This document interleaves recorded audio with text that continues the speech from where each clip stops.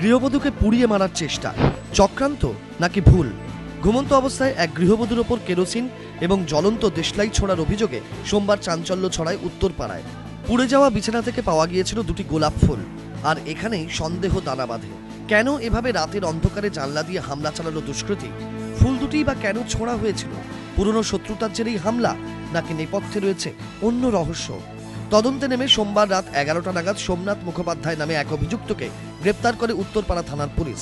অভিযুক্তকে জেরা করে এবং প্রতিবেশীদের জবানবন্দি নেওয়ার পর পুলিশের প্রাথমিক অনুমান ওই পাড়ারই অন্য এক মহিলা ছিলেন অভিযুক্তের প্রকৃত নিশানা। কিন্তু রাতের অন্ধকারে বাড়ি চিনতে ভুল করাতেই এই বিপত্তি। কিন্তু কেনই বা ওই মহিলার ওপর হামলা করতে চেয়েছিলেন অভিযুক্ত? নেহাত শত্রুতা, না এর পেছনে রয়েছে অন্য গল্প? ধৃতকে জেরা করে সে কথাই জানার চেষ্টা করছে পুলিশ। সৌরভ বন্দ্যোপাধ্যায়, এবিপি আনন্দ, হুগলি।